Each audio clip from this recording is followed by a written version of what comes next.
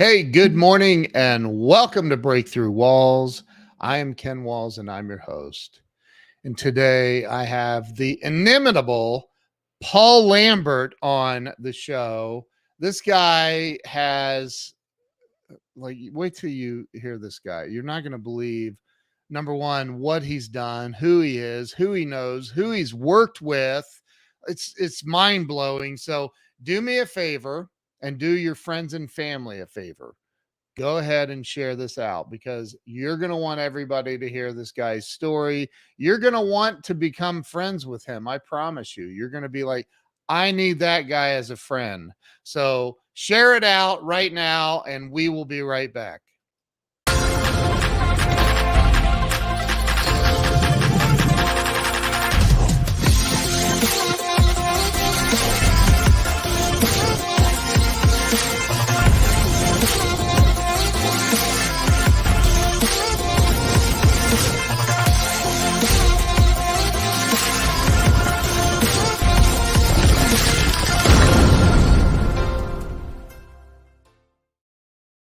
And we are back. Let me bring Paul on.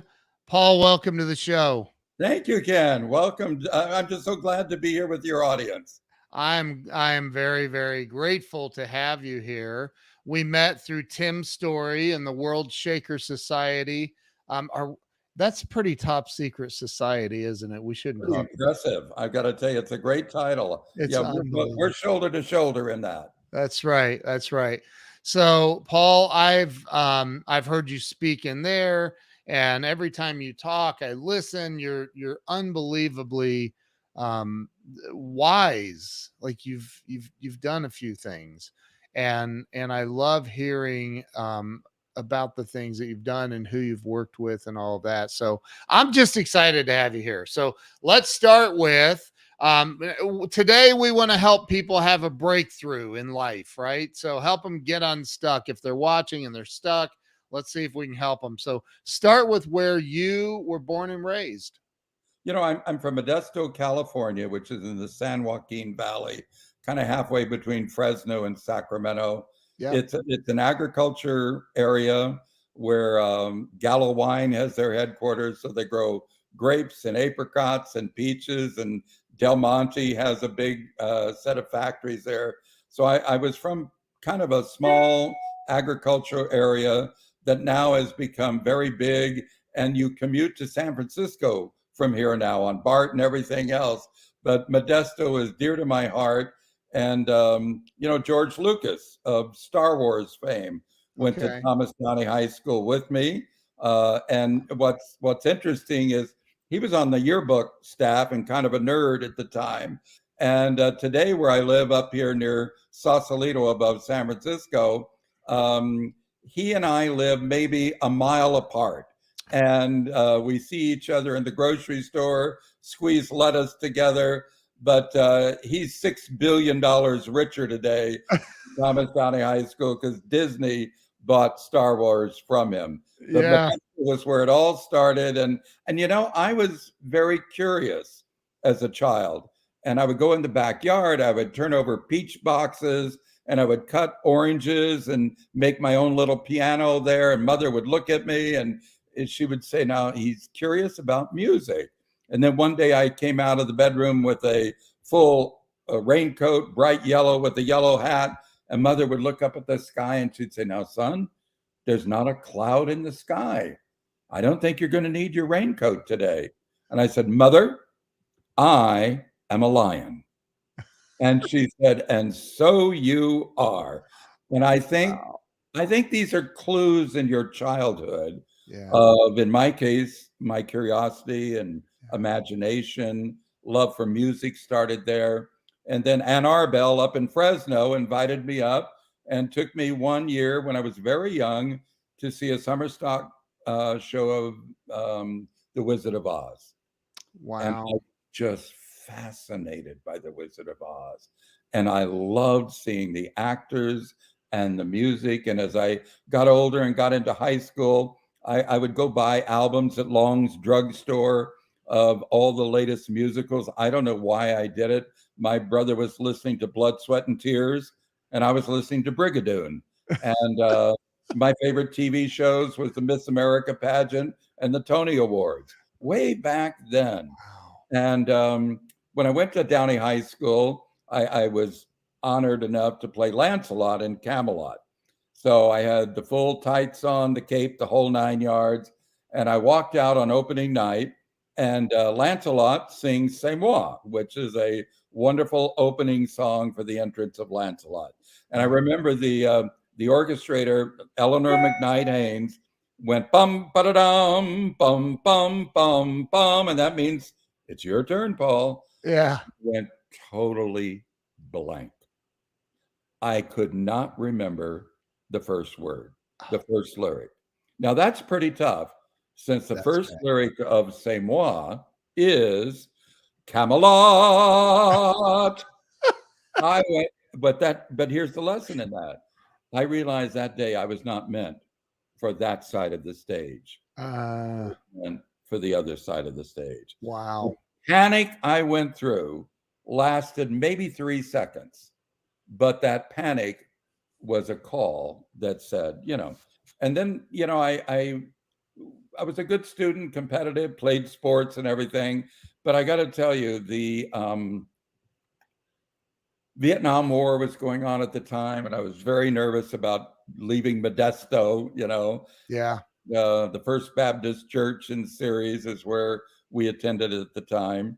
Yeah. And I could have gone to Harvard in political science, or I could have gone to Southern Cal in music. Yeah. And I went to a little school in Chicago because I was nervous, Moody Bible Institute in Chicago. And fortunately, I took piano there. Broke my wrist in intramural basketball, but I wanted to find out what I thought of God myself, not what my parents thought, not what the Baptist church thought. What did I think? Yeah. And so I spent this time at Moody, and here in the middle of Chicago, I used to go to the Cubs game for 90 cents and sit in right field, and I started going to music concerts there, and I fell in love with Moody. I thought I'd only go there 1 year, then I'd go to Harvard or Southern Cal. Right. And I was so happy I never left. And I finished my Bible theology degree there, went on to Wheaton College after that. And then I've always been sort of a self-made man, wanted to go out and start things for myself, and learned about marketing and advertising. I worked for a catalog showroom there in Carroll Stream, Illinois, and learned about what difference advertising makes, even to a catalog house. And that's how it all started. And then I said, look, I want to do something on my own. Right. So I left that job. And in Chicago, I started knocking on doors of Chapter 11 companies, because I thought. But you literally went out and knocked on their door? Yeah, I looked up who went Chapter 11, and I would go write them, call them, talk to them, and say, look, I don't know if you can pay your bills or not, but I'm looking for new clients. And if I can do my work and we find something together, it would be great. One of those customers was Schick Electric Shavers, and they had gone bankrupt. And then they said, well, we'll give you our business, we'll give you some business, and we don't know if we can pay you or not, and wow. It just all started from there. And then Remington bought Schick because they wanted the market share. Yeah. And they said, well, we don't really care about Schick because we just want to buy them so they don't compete with it. And who is this guy that's got their advertising? So they got a hold of me, and they said, look, you can keep the account, but we're bringing everything to New York. Would you mind coming to New York? You got to be in New York if you're going to. Oh, I said, my bags are packed. And on to New York I went. I had an account. I had the Schick account, and I didn't know where to go in New York or anything else, but I landed at the Chelsea Hotel and met my next door neighbor, who was a young man named Sid Vicious. And Sid Vicious was a punk rocker in the Sex Pistols. So you had the Moody Bible Institute graduate next to the Sex Pistols, Sid Vicious. And that's how I met New York, So that. Oh my gosh. New York. That is hilarious. How long were you in New York?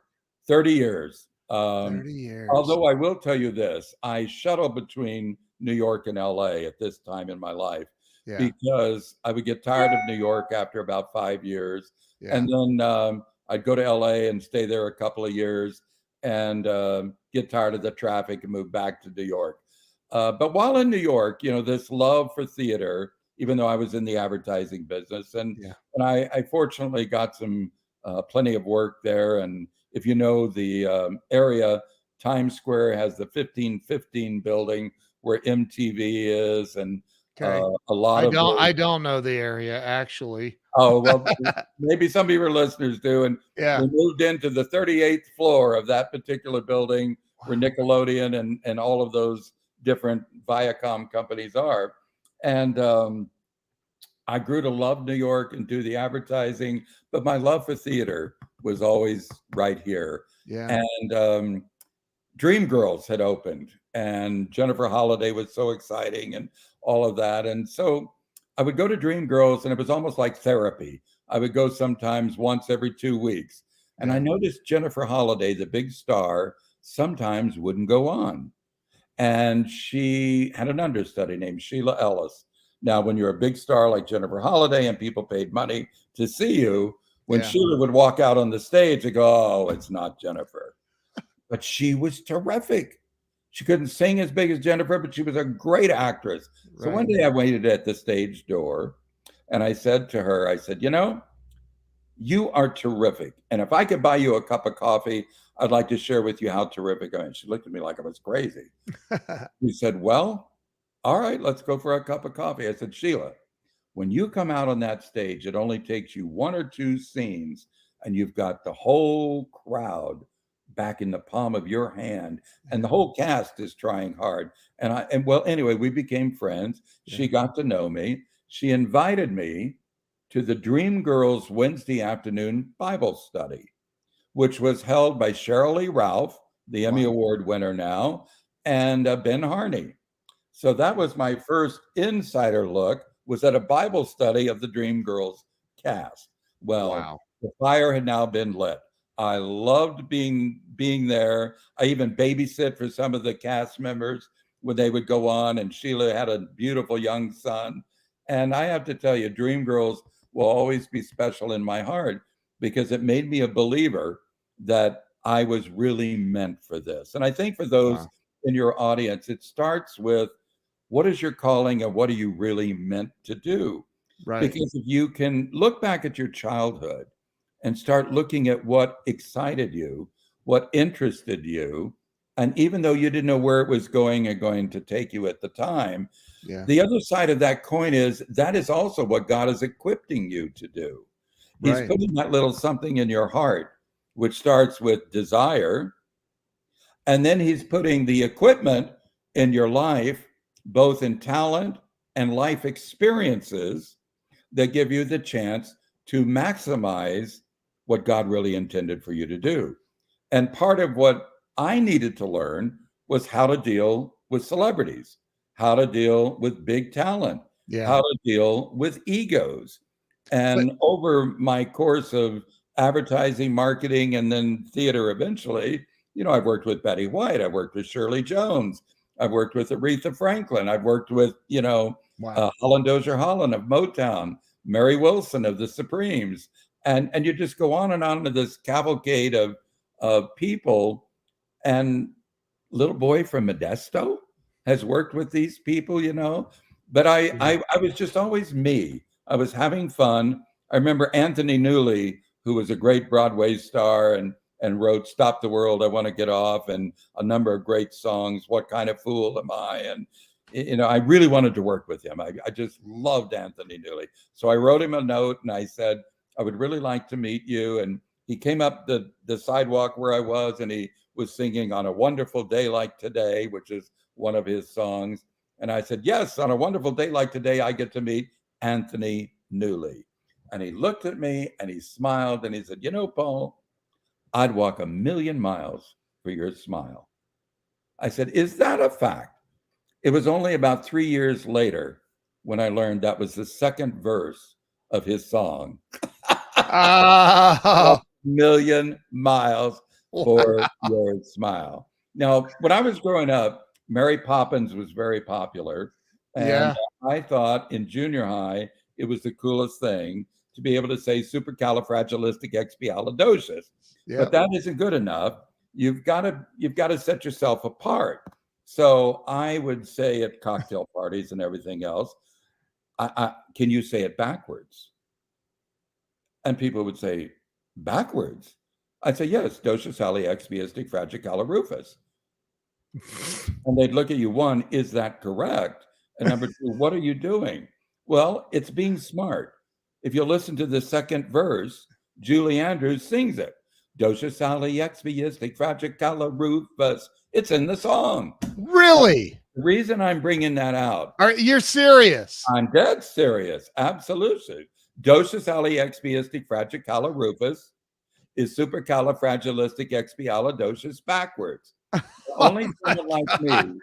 As many times as I've seen that, and I didn't know that. That's insane.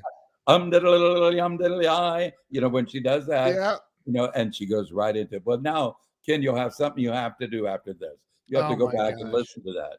But these are little nuggets that interested me, that I was curious about, that I could accentuate and promote when I'm in these circles that make me sort of unique. And I think when I was in New York, Jersey Boys had hit, and the catalog, you know, jukebox musicals were starting to take off. Yeah. And someone introduced me, someone I played pool with, believe it or not, said, I want to introduce you to Holland Dozier Holland.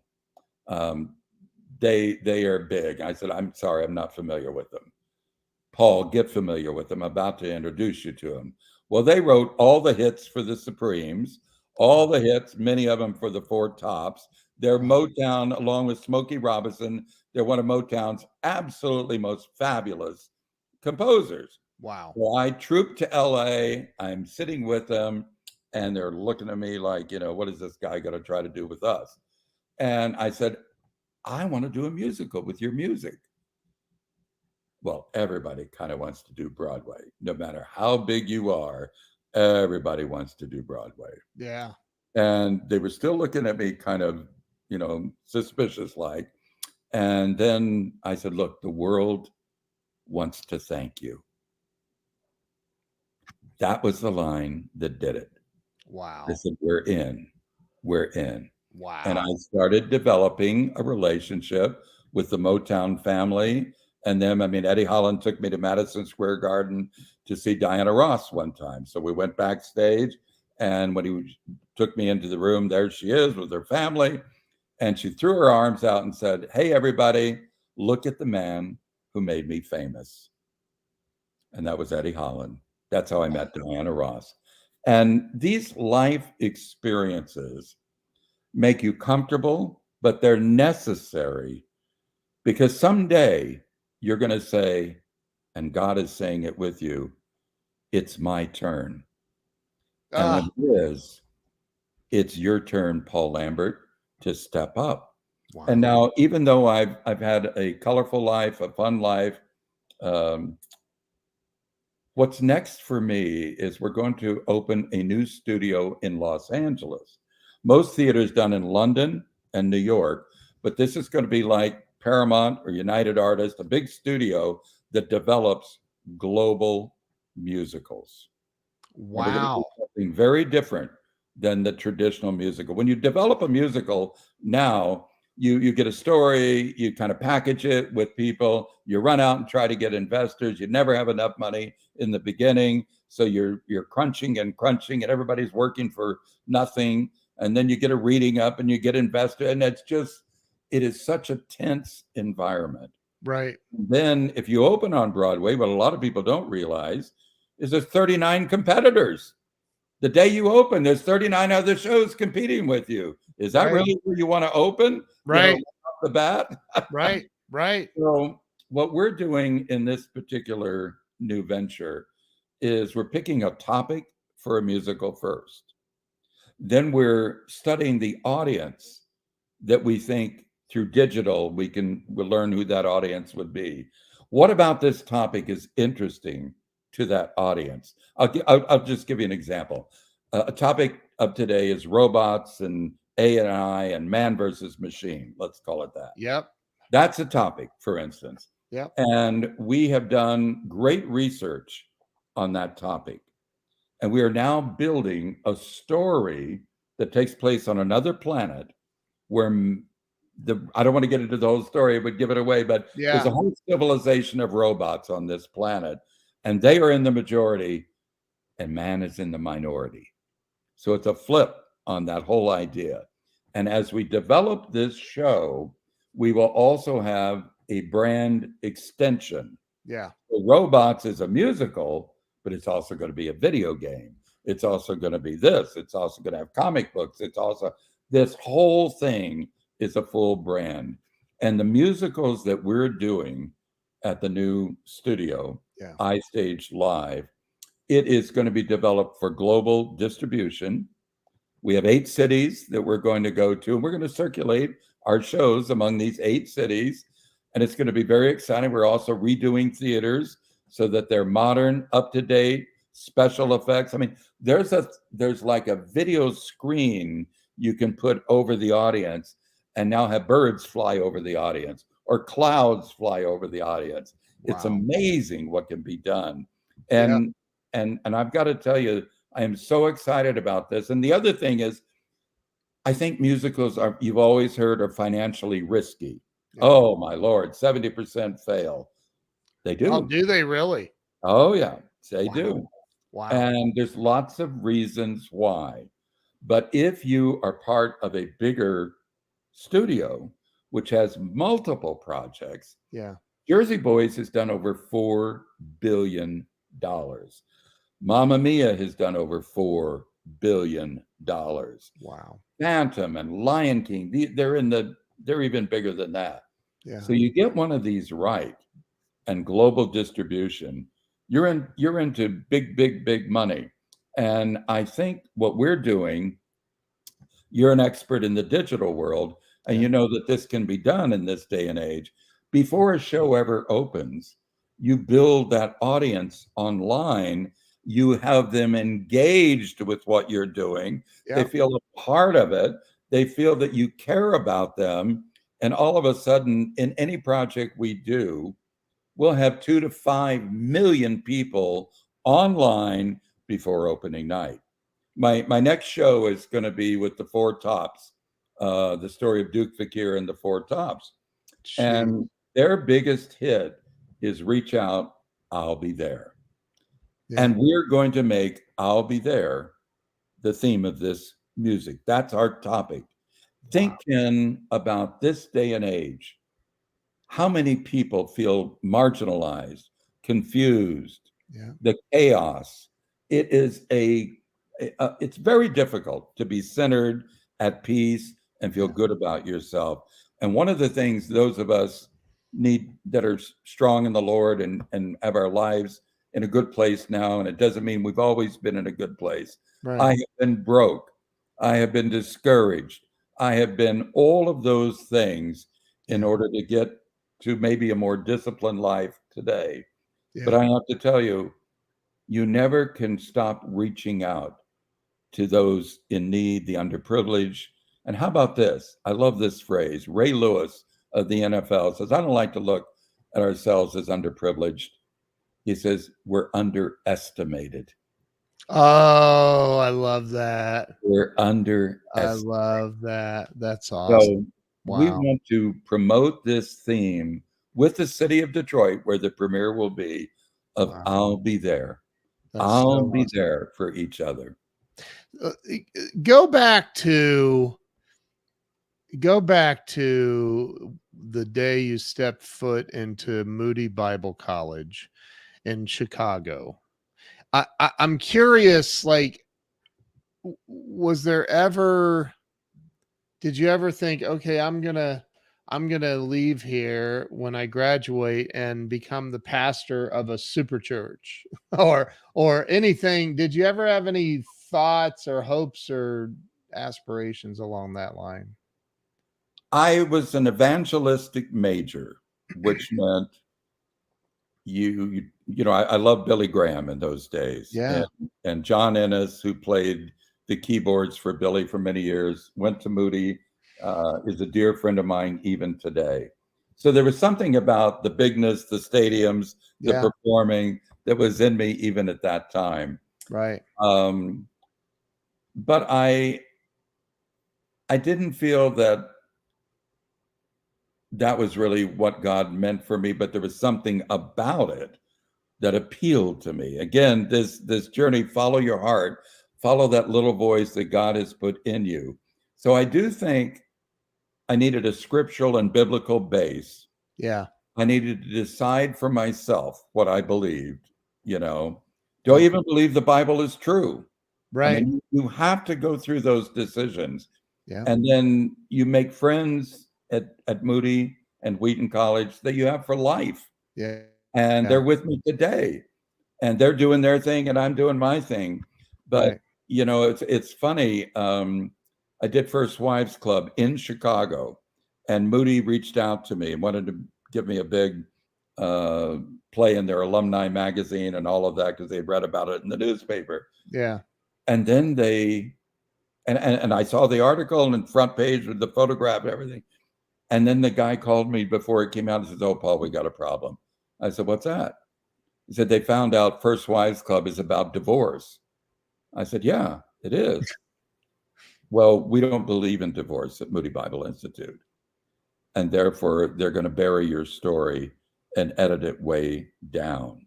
Wow. Well, I was somewhat disappointed, obviously, because you are who you are and you're proud of where you came from.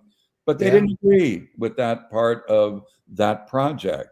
But, our calling, my calling, is to be Paul Lambert in the place in the kingdom that God has chosen for me.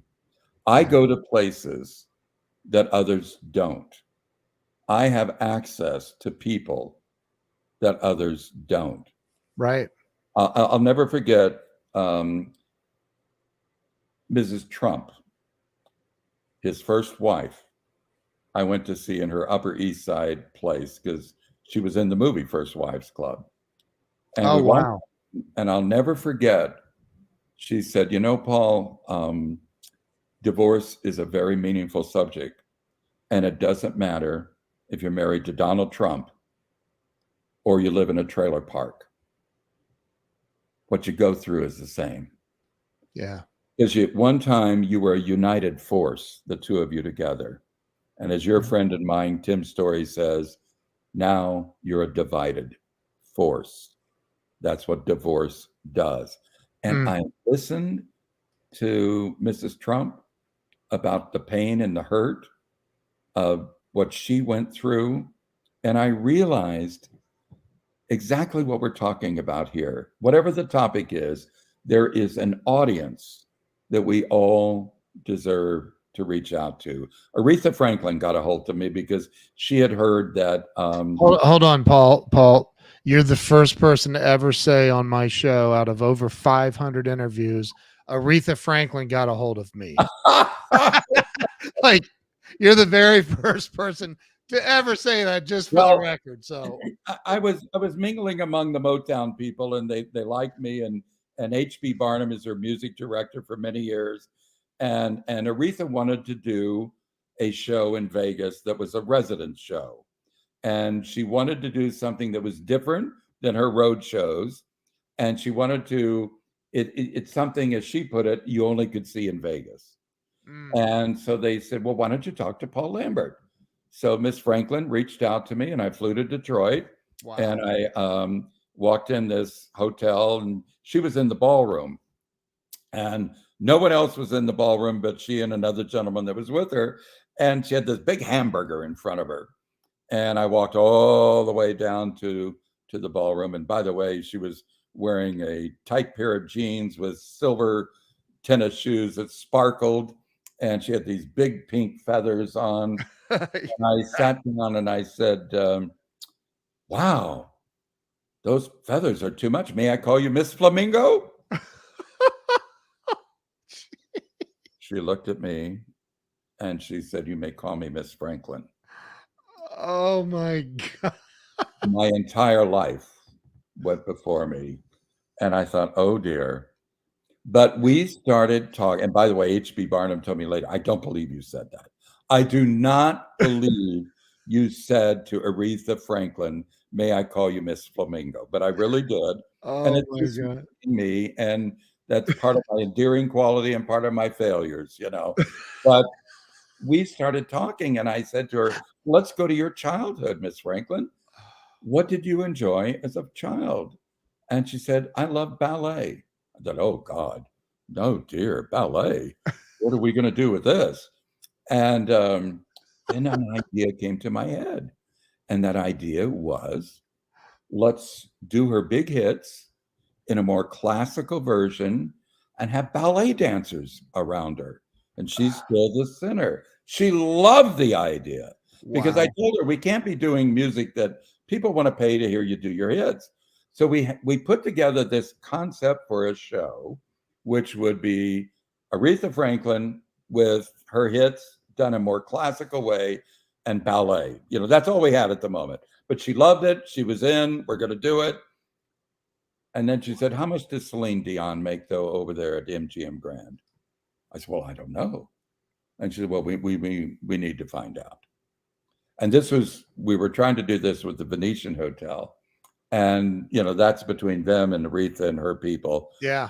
She needed like $1 million up front, a guarantee, and she wanted to make as much money as the number one star in Vegas at the time. Celine. Well, that pretty much ended, you know, because they were only going to give her a portion of the gate with a minimum. Yeah. And, you know, if you sell, and I said to them, what do you mean if she sells? Are you kidding? Aretha Franklin, if she sells? Right. But, you know, that's Vegas. And unfortunately, that didn't happen. But I thought it was a brilliant idea. And that's kind of what I'm known for, is innovation, imagination. And what I'm so excited about with the new theater projects we're doing, they're big, they're worldwide, they're exciting, they're different, and they're financially very, very secure, because any one of them that makes it is going to do $1 billion. And I think they're all like my children. I think they're all going to make it, you know? Yeah.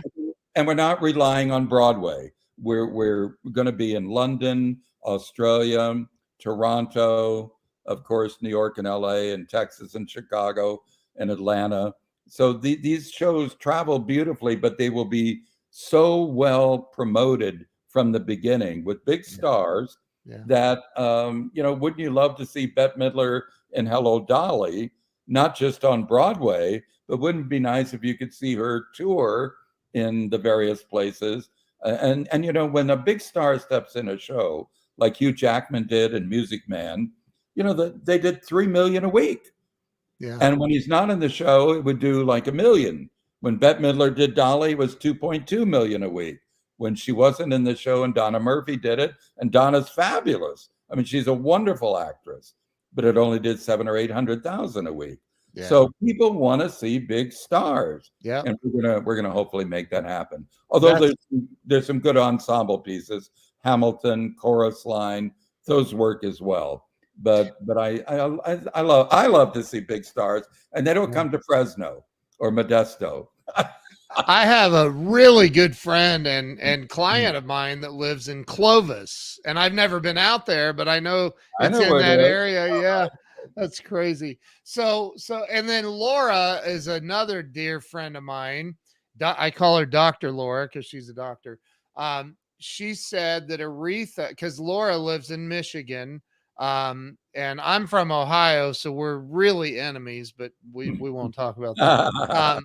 But Laura said that Aretha lived, she corrected herself here, but lived next door to her bestie's Nana, and she actually knew her. That's pretty cool. Wow. Well, Aretha is one in a million.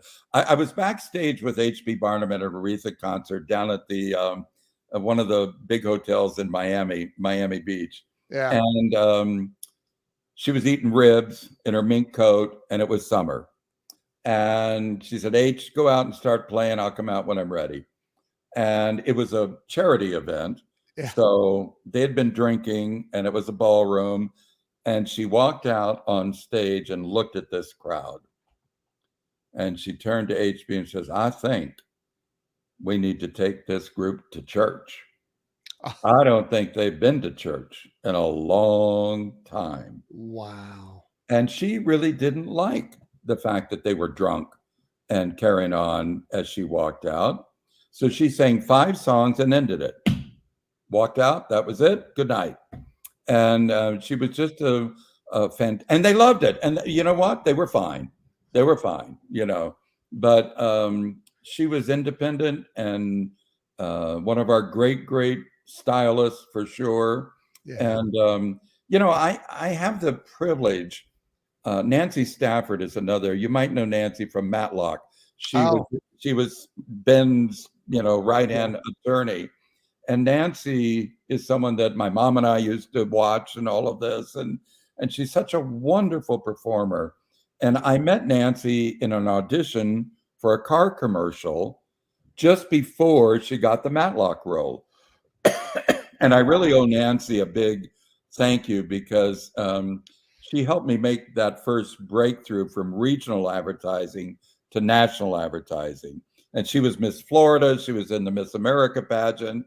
She's a wonderful human being, and her husband and she are just wonderful couple in Hollywood that do so much, you know, so many good things and help so many people. And she's now doing a lot of independent films and things. Yeah. But along the way, as you go up in your career, stay in touch and always remember these people that you're with that help you, that you help them. We're all going to keep growing. Yeah. And it's very exciting to think that God never gives up on us. I remember I was a member of the Hollywood Presbyterian Church in LA. And I loved it. I was active and, you know, very popular with everyone. Yeah. And they loved my energy. And so I suggested to Lloyd Ogilvie, the pastor, I would like to do a Sunday afternoon 3-hour seminar on what is heaven like. And because I was curious, and it got a lot of buzz. And one of the gals that's today a big manager in Hollywood agreed to help me put it on. And Terry Snell is her name, I should say. Yeah. She was in Home Alone. She was Aunt whatever in Home Alone. And so Terry and I put on What is Heaven Like? And it was the biggest Sunday afternoon seminar they had ever had. Well, Monday I had to go to the church because I couldn't pay my rent and I had no food. And they had a fund, and they had a thing that if you're in that position, come see them. Well, their jaws dropped. They couldn't believe that I had just done this big and I needed help. So now you go before a deacons committee. Now you have to be interrogated. On the same day, I hope, right? No, it was a couple of days further, but that's a good. Geez. They call an emergency meeting, and they had like 3 or 4 deacons that come to hear your story and all of that. But to those of you that have trouble making the rent payment this month, worry about PG&E cutting off, is my cell phone going to get cut off? I've been there. Yeah. We've all been there. Yeah. And we go through these challenging times. Some people, when they get impatient, they start drinking heavy, or they start getting into drugs, which in Hollywood, it's part of it. Right. I've seen it all. And I want you to know, if you're in the middle of it or you're going through it, others have gone through it. Others get through it. I write a blog every Sunday to the industry. And last week, the title of that blog was, You Got to Go Through It to Get Through It. Amen. And we've been there. So please never give up hope. And if you're in a position where you just say, I don't have any answers, well, neither did I at certain times. Yeah. And that's really when you know and you feel that God still cares, because there's nowhere else you can turn. He's the only place, the only person left for you in certain circumstances. Yeah. So I'm so grateful that I've hit those difficult pastures in my zip code as well, and got me to where I am. I'm very tough now. And when I get disappointing news, which we all do, and certainly in showbiz and Sure. you're capitalizing projects, you were counting on this. I just dismiss it now as information, not as a disappointment. It's just information. Pivot from it, move on from it. And the sooner you do, the better off you'll get. And there's others that have been there. You know that my best friend is an actor, and he's been in Hollywood and for 48 years. And I through him and his eyes, I've seen all kinds of just things that, like, what? And really, they do that out there? And so how do you, because I know this, that things are, they're just different than middle America for sure, right? So how do you navigate from biblical principles, you're navigating some shark-filled waters sometimes. How do you do that? How do you stay the course and not go, I think it starts with personal habits and discipline. I get up every morning, and I spend time reading the scripture, and then I stop reading the scripture, and I just have this quiet time together. And I listen. And I pray, God, protect me today. God goes with me every single day. And I'm not perfect. Right. In our universe that you're referring to, that I play in every day, the slightest little thing can trigger intensity, because these people are high strung. And if they're going to fall off the cliff, they're going to get an addiction. They're going to go all the way. There's not, if they're going to drink, they don't sort of drink. They binge drink. I mean, these are big personalities. Yeah, sure. And I think that, first of all, I'm a big fan of their talent. Yeah. And I'm a big fan of music. Yeah. And I love the fact that they, not me, have that gift. So my job is to try to create an atmosphere where they can be at their best. Right. Where performers, composers, directors feel safe. And I'm like Uncle Paul.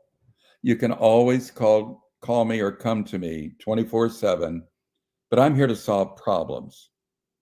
And I hope that mentality has served me well over the years. And I'm really there for the most talented people at the toughest times in their lives. Because when you're discouraged, or you have been waiting and, like I said, it's my turn. Why isn't it my turn? Well, maybe I can give some advice that you're on your way. You're right where you're supposed to be. And never forget, God's ahead of you. God's ahead of you. And there are things that are happening that are probably going to make your opportunity bigger than you imagined.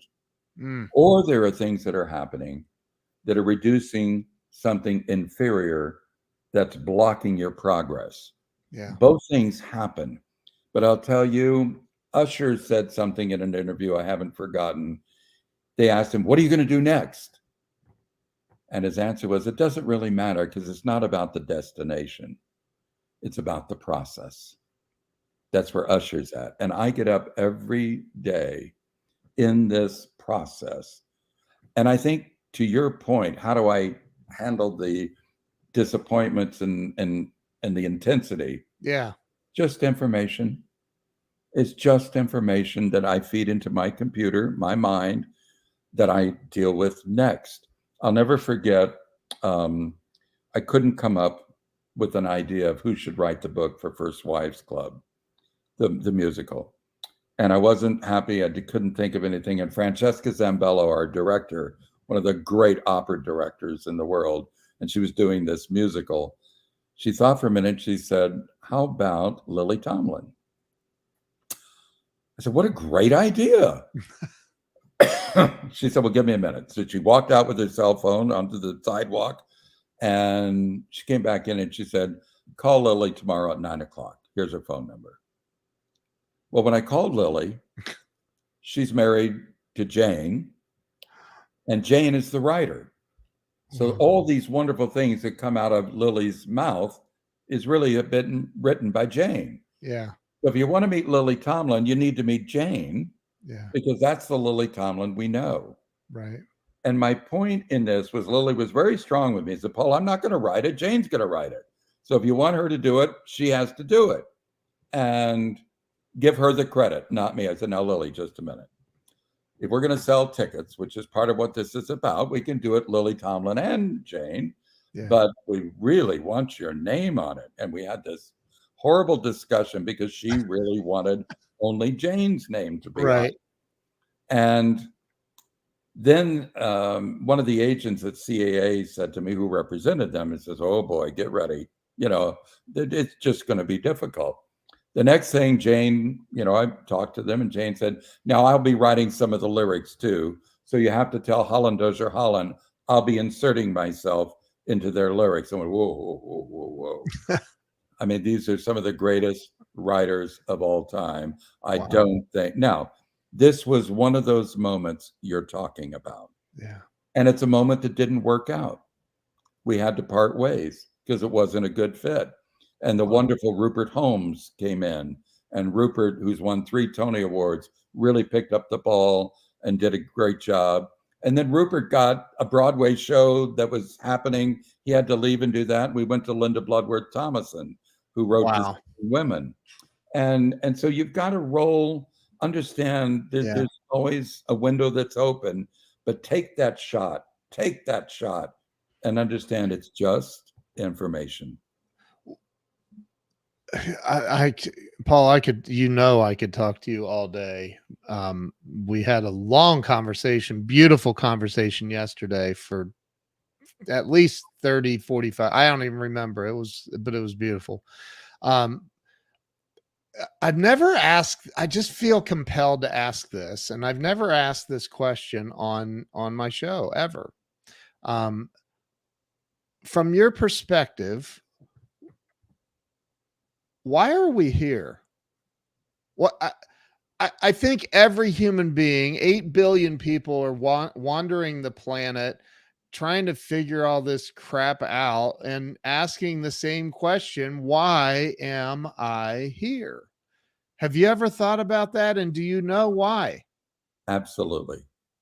And I think about it a lot. When I do a musical, I ask the question, why do I want to do this musical? Not just charge in. So if we step back a minute, and that's a great question, because it wasn't until later in life that I started exploring it, because you're just managing as your career is going upward, hopefully. You just manage, and promote. But why am I here? And the way I would address that for people to consider anyway, God has a purpose for you. And when I realized his purpose, if I could grab onto it, I was going to discover where my talents really lie. And the happiest a person can ever be is when you're doing what you're called to do, where you're called to do it. And if you learn to trust God, you now have access to his resources. And I think Billy Graham one time was being interviewed by Sean Hannity. And Billy said, a similar question was asked to Billy. What do you think of the world? It's in chaos and all of this. And he said, look, Sean, we all know how this all ends. Right. And I'm just passing through. And so are you. Yeah. And so those that have the opportunity to think about an eternal life, think about being in heaven, think about now being with Aretha Franklin in heaven, and Mary Wilson in heaven, and so many others that make up heaven. One of the musicals we're doing is the story of Lucifer getting thrown out of heaven. Heaven was in harmony. Tim Story and I have worked on this script. Wow. It's in harmony. And all of a sudden, someone wanted to disrupt that harmony. And God took them away. But God's love and his goal for Paul Lambert is he gave me two parents that did a fabulous job of letting me become me. My brother is very different than me. And God helped them in their growth. They were from Oklahoma. They prayed every day for their kids. That was their calling, was to create me and create my brother and I. So I think, again, it's partly about you're here to live today. Don't even worry about the big picture. Paul, what are you here to do today? What am I doing today? Because 80% of my life will be the routine of my life, which is what I do today. The 20% is the big stuff, the award shows and all of that. And I do love my life. I love where I'm at. And I love the fact that I finally agreed that the happiest I could ever be is when I found out what God intended me to be. Wow. Because once you plug into that and be bold, remember, when you're there, you have access to God's resources. You have access to money. You have access to opportunity that is so much bigger than you could imagine on your own. Yeah. Because another one of your Tim Story great quotes is, I'm going to take my natural and add his super, and together we've become supernatural. And it's so amazing. That's a great thought. It So really is. I want to just say it. If you have a disciplined life and you plug into where I am, who I am, as I told you earlier today, my disco days are over. And so I get up at 4:00 every morning, but I go to bed at 8:00 most of the time at night. And I get up at 4 a.m. It is beautiful to watch the sun come up and watch the day begin. It is gorgeous. It's just a new habit. And then when a show happens, I reverse it and I'm up at night again, you know. Yeah. But I'm so privileged to be on this show with you. And I've loved being able to talk with you and those that are listening. And anyone that wants to get in touch with me, please feel free to. And how does somebody go about?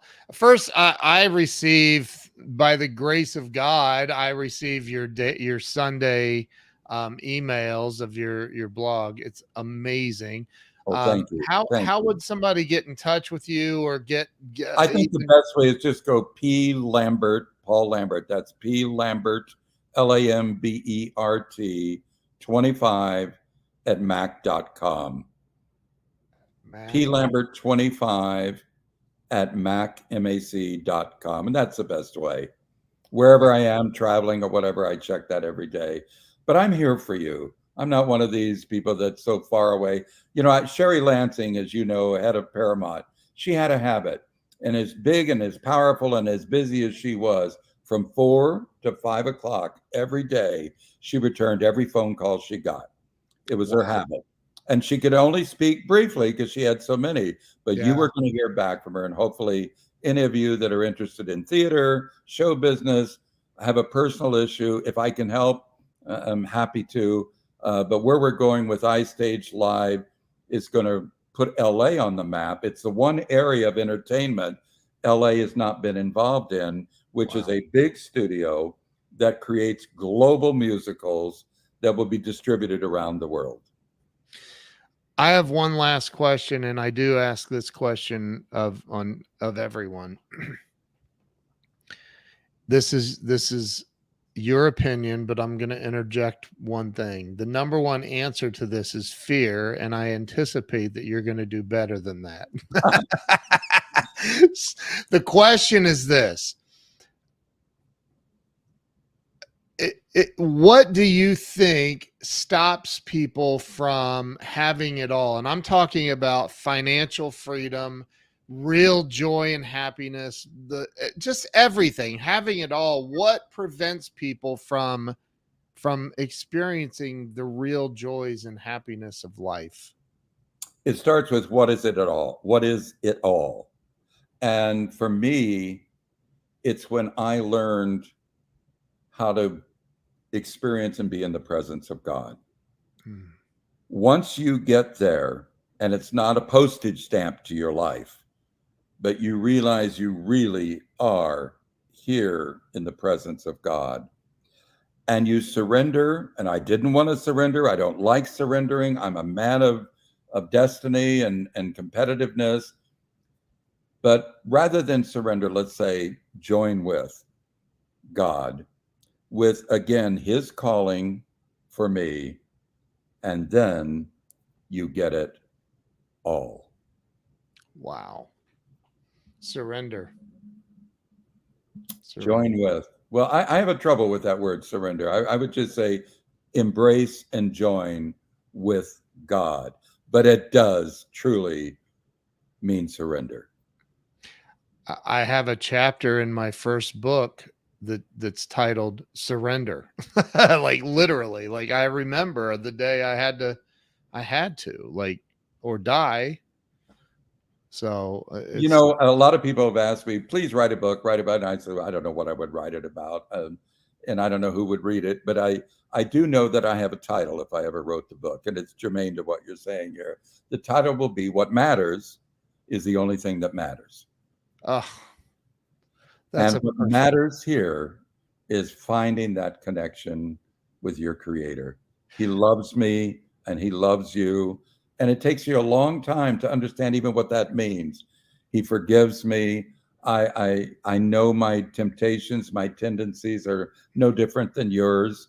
And what a joy it is to have finally found that understanding with God. Is that the path to discovering your purpose? Because I think that a lot of people don't know what their purpose is. Well, we'd need another one of these on that subject, but I do think you get in a routine and you get off the game. The game should be pursue, and it starts with, what do I like? What do I enjoy? Who do I enjoy doing it with? Because that's in you for a reason. Yeah. You know, I love theater, but I love to watch someone sing a song and interpret a song. See, I think singers, a lot of performers, they have the instrument, but they don't have the heart. Mm. And if you don't have the heart to interpret a song, then you're just babbling away, you know. I love what I do. And I discovered that's what I enjoy. I was friends with Sissy Houston, Whitney Houston's mother. And when Whitney was 14 and 12, she used to come down to the Sweetwater with her mom, who would sing. And little Whitney would get up there with mom at age 14. And I was in the audience before Whitney was ever Whitney Houston. In fact, I was very surprised that Whitney became this big star based on what I had watched. And I got a notice one time right after You Give Good Love came out. And she brought her mom up on stage at the Blue Note. If you know New York, it's a little place, the Blue Note. Brought her mom up on stage. And just like her mother used to bring her up on stage. Yeah. The first night, Whitney did a live show.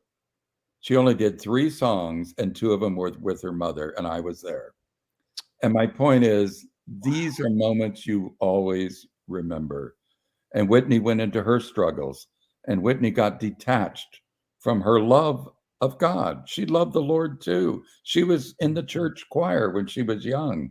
Wow. And God, I think, finally said, I'm going to bring you home, Whitney. It's time you just come be with me. Wow. It'll be better. You know, and God love her. What a great talent. Paul, you've given me, I've gotten full body chills, like, I don't know, 5 times, I think. Like, that's insane. I don't get full body chills during my show. That's insane. Paul Lambert, you are inimitable. Like, there's nowhere even close in the universe is there anyone like you. You're an incredible soul, and I'm so grateful that you came on and invested in me and my audience. Your wisdom, you're amazing. Thank you. You're welcome. Good to be here. If you'll stay with me, I'm going to end the live stream now, but thank you so much for everybody that's been on here. David has a huge comment here. I'll show you where you can read through all the comments in a second. But hang on, I'll be right back. I'm going to wrap this up, but thank you to everybody, and especially you, Paul. Thank you for being here and sharing all of your love and wisdom with us. So you all have a great day. Thank you so much.